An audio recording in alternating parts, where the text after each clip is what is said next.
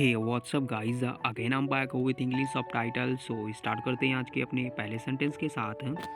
मुझे यकीन है मुझे यकीन है कि तुम यह काम आसानी से कर लोगे।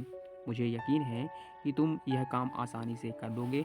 So for this kind of sentence we can simply say I am sure you will be able to do this easily. I am sure you will be able to do this easily. It means मुझे यकीन है कि तुम यह काम आसानी से कर लोगे।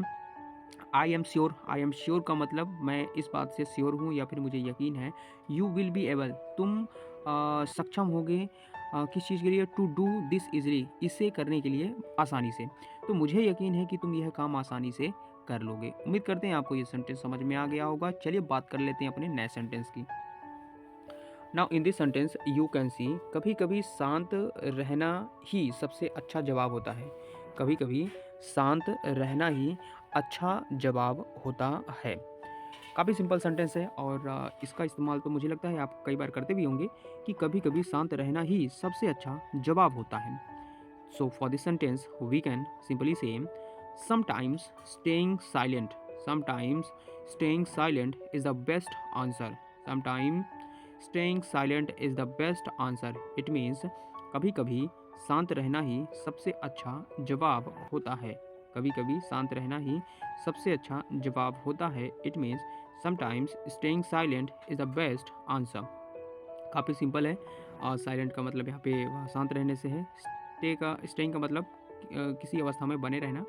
समटाइम्स का मतलब कभी कभी, बेस्ट मतलब सबसे अच्छा। तो कभी कभी शांत रहना ही सबसे अच्छा जवाब होता है। Sometimes staying silent is the best answer. उम्मीद करते हैं आपको ये सेंटेंस समझ में आ गया होगा। चलिए अब मूव कर लेते हैं अपने नए सेंटेंस की तरफ। Now in this sentence you can C over here, मुझे उम्मीद है कि कल का दिन आज से बेहतर होगा। मुझे उम्मीद है कि कल का दिन आज से बेहतर होगा। So for this kind of sentence we can say I hope tomorrow will be better than today. I hope tomorrow will be better than today.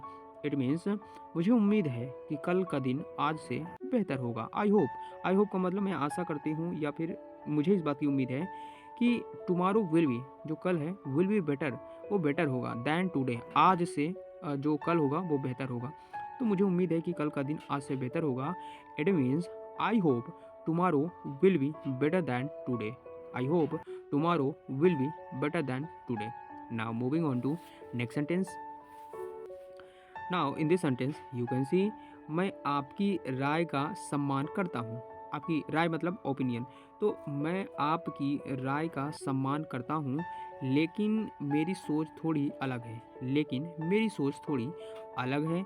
So for this sentence we can say I respect your opinion. I respect your opinion but my perspective is a bit different. But my perspective is a bit different. Perspective का मतलब सोच, किसी जैसे my perspective कहा जा रहा है तो इसका मतलब है मेरी सोच। इज़ अ बिट डिफरेंट मतलब थोड़ी अलग है। तो आई रिस्पेक्ट, मैं रिस्पेक्ट करती हूँ योर ओपिनियन, आपके ओपिनियन का या फिर आपकी राय का। बट लेकिन माई पर्सपेक्टिव यानी कि जो मेरी सोच है, इज़ अ बिट डिफरेंट, वो थोड़ी अलग है। सिंपल सेंटेंस है और मैंने सिंपल तरीके से आपको एक्सप्लेन भी कर दिया है। Now moving on to next sentence. अगर हम मिलकर काम करें, यानी कि if we work together.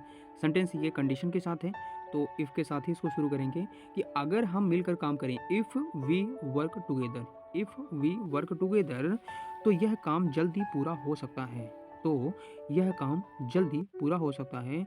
This task can be completed quickly. This task can be completed quickly. यानी कि अगर हम मिलकर काम करें, इफ़ वी वर्क टुगेदर, तो यह काम जल्दी पूरा हो सकता है। दिस टास्क, टास्क का मतलब कोई काम, तो this task can be completed quickly. Quickly का मतलब जल्दी। तो अगर हम मिलकर काम करें, इफ़ वी वर्क टुगेदर, तो यह काम जल्दी पूरा हो सकता है। This task can be completed quickly. उम्मीद करते हैं आपको यह भी सेंटेंस समझ में आ गया होगा। चलिए अब मूव कर लेते हैं अपने नेक्स्ट सेंटेंस की तरफ। Now, in this sentence, you can see over here, यह वही चीज़ है जिसकी मुझे लंबे समय से तलाश थी। यह वही चीज़ है जिसकी मुझे लंबे समय से तलाश थी। So for this sentence, we can say this is exactly what I had. This is exactly what I had been looking for a long time. Looking for यहाँ पे आप देख सकते हैं ये फ्रेजल है जो कि साथ में ही आता है। लुकिंग फॉर मतलब किसी चीज़ को मतलब किसी चीज़ की तलाश होना। फॉर अ लॉन्ग टाइम लंबे समय से। तो दिस इज़ एग्जैक्टली ये वही चीज़ है what I had been looking for for a long time, यानी कि जिसकी मुझे लंबे समय से तलाश थी। सेंटेंस को एक बार फिर से आप देख लें, यह वही चीज़ है जिसकी मुझे लंबे समय से तलाश थी। It means this is exactly what I had been looking for a long time. So guys ये थे कुछ सब टाइटल्स जिसको आपने सिंपल तरीके से समझा और मैंने इसको सिंपल तरीके से एक्सप्लेन भी कर दिया है। उम्मीद करते हैं आपको ये सारे ही सेंटेंसेस काफ़ी अच्छे तरीके से समझ में आ गए होंगे। तो चलिए गाइस आज की वीडियो में बस इतना ही रखते हैं। मिलते हैं हम अपने नए वीडियो में नए सबटाइटल्स के साथ। तब तक आप सभी लोग अपना ध्यान रखें, अच्छे से पढ़ाई करते रहें और माइंडसेट हमेशा पॉजिटिव रखें। धन्यवाद।